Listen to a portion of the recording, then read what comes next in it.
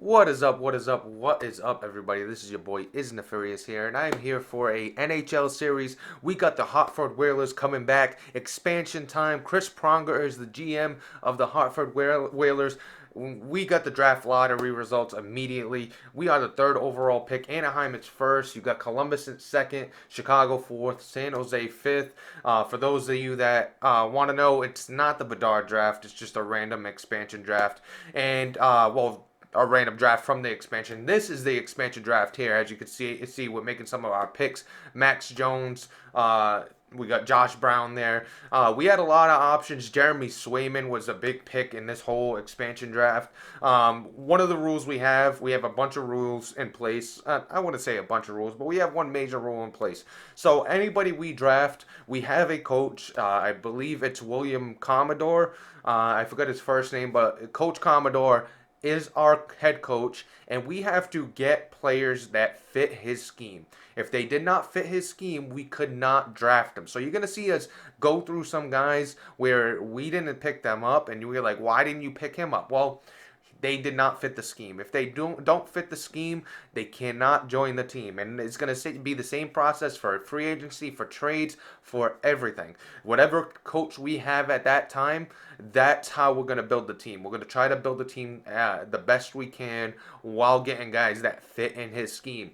Now, that's going to add a lot of challenging aspects as far as, do we fire the coach? When we fire the coach, we're going to have to change a lot of things. Do we hire a coach that has similar schemes? Like, what do we do with a coach if they're underperforming?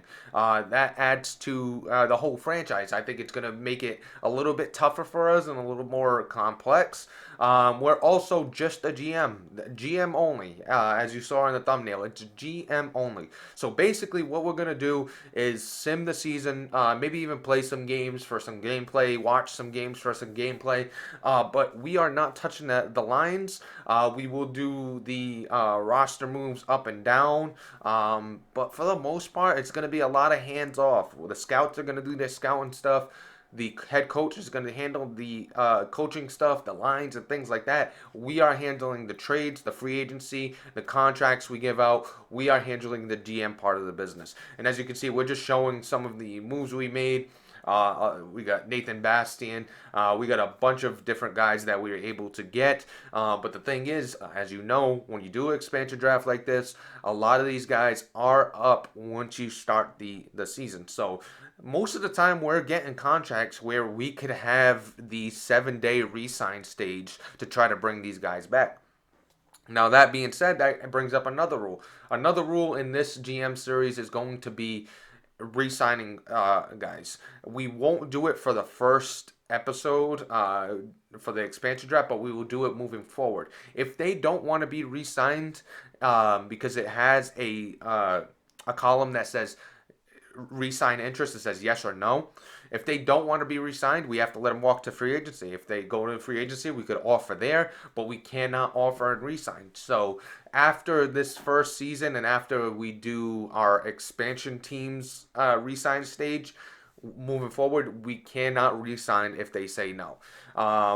Also, like I said, with you got to fit the scheme. We can't re-sign if they say no. We only get one shot at it. We only get one shot during the re-sign stage. If they say no, we got to let them walk. Because a lot of guys will say no, as you can see later on in this video. Guys are going to say no. They want to be in free agency. Doesn't mean we can't go after them in free agency. We could definitely go after them in free agency, give them more money than we originally did. And as you can see, we're wrapping up the draft. We had to make a couple of changes there, but this is your final team. You got Max Jones, Josh Brown, Jeremy Swayman, who's huge, Elias Lindholm, huge, but he's up as well. You got Ross Colton, you got David Perron, Harley, Capo Caco. You also got Jake Getzel there.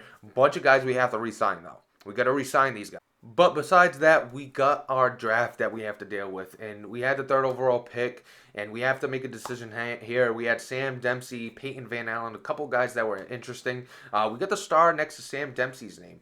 He's projected to be the third overall guy here, projected to be better than Peyton Van Allen, but you got that medium elite. But it is only a couple bars, so you don't know. The scouting's not there. We don't know who's the best here, but we ended up going with the suggested guy, the guy with the star on his name, Sam Dempsey. Took him third overall, got a great release, hard wrist shot, things like that. Hopefully, he is the guy for us. Generated guys, so we don't know too much about these guys. Over here in the second round, we got Ruslan Gazizov, who seemed very interesting. He's got the elite potential. We go ahead and take him. We ended up trading our third round pick, as you can see here. We traded it to the Montreal Canadiens. We got a 2024 pick, two 2024 picks, a third round pick from the Minnesota Wild, and a sixth round pick from the Montreal Canadiens. Then it led us to our fourth round pick where we took Oliver Tolk. We loaded up a little bit on centers. We needed some centers. We didn't get a lot of centers in the expansion draft, so we wanted to get some young prospect centers that could, come up in the system. And to me personally, having centers is probably one of the most important things when building a team. You want the middle of your offense to be there. Yeah, they got to be responsible for offense and defense. I think they're probably not the most important position, but one of the most important positions. So center was a big thing. We also went through a couple wingers, had to get a couple wingers as well. As you can see, this is the final draft class. We had Dempsey, we had Gazizov, we had Tolk, we had Corson, we had McCleary, who's a defenseman, and then we had Dage. I believe that's how you pronounce it, but this was our first draft. I don't know how we're going to do. We're going to see how these guys pan out. A lot of the scouting wasn't there, so hopefully we did pretty well. But let's jump into the re-sign stage. So here you can see we're trying to re-sign some guys. Very important that we get some of these guys re-signed. It could all backfire and blow up in our face. We don't know what we're going to get here. We don't know if these guys are going to say, no, I'm all set. We are an expansion team, so they could say no. But big Jeremy Swayman, we signed him to a 7-year deal. Elias Lindholm said he wants to test free agency, so we lose him. That's tough. David Perron, same thing, doesn't want to stick around, so we lose him. That's two expansion draft picks that we lost here at the beginning.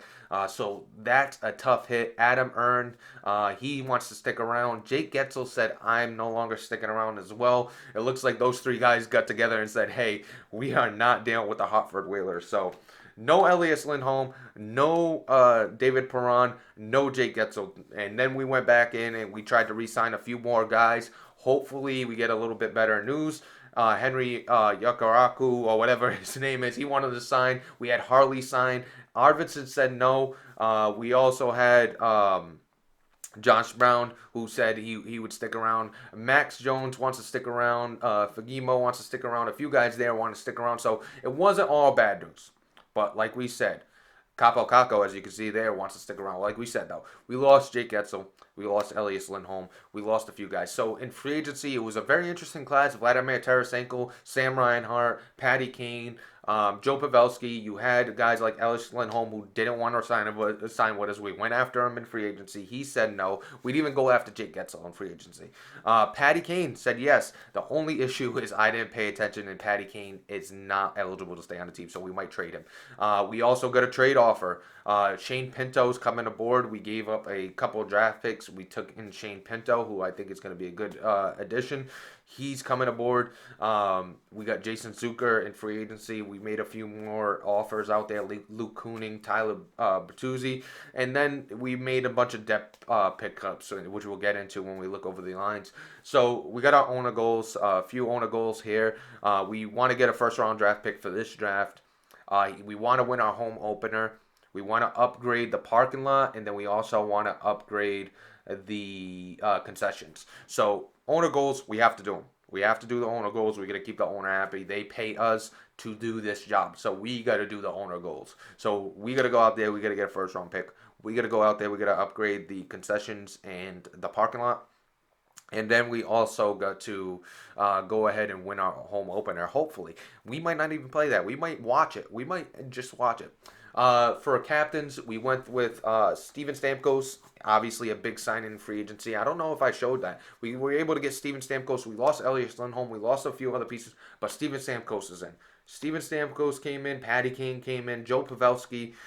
We got Tyler Bertuzzi. Like I said, Jason Zucker. The assistant captains are going to be Ross Colton, who's in that first line center role, as you can see by these lines. Max Jones on a fourth line. The defense, you're looking at Alexander Romanov, Nick Jensen, Logan Stanley on peak. You're looking at Harley and Yokiaku, whatever. I cannot pronounce his name, and I don't think I'm gonna get it right once. Jeremy Swayman's our goalie, and Arthur Silvos, but we switched that around. We didn't keep him there. We're going to send him down, let him develop a little bit more, even though we got Jeremy Swayman for 7 years. Let him develop, and maybe we could trade him. And maybe he brings back a good piece. You don't know. Maybe we trade him and he brings in something of really good value. But, this is pretty much what the team's going to be. We don't have any gameplay in this first episode, but we have a lot of exciting stuff to go over. We got Steven Stamkos. Is he going to be enough to carry this team to the playoffs? Because we are a conservative buyer, apparently, based on our owner. We got to try to get a first round pick, but we're a conservative buyer. It kind of contradicts itself. I'm not too sure if that's how it's supposed to work. But it is what it is. We're going to do what we can to abide by our owner. As you can see, we're showing us moving down Silvos and bringing up Soderstrom, which was something we wanted to do, like I said, for Silvos to develop. There's no reason for him to be there behind Jeremy Swayman at this point. We could go ahead and let him develop, just like other people. Like we have Kako down there. We have Pinto, the guy we just got in the trade, as well as the young Russian that we have at right wing. So big moves that we have going on. Like I said, head coach is doing all the lines, so you could see him do his preferred lines there. As you can see, we go back, show you Jeremy Swayman and Soderblom.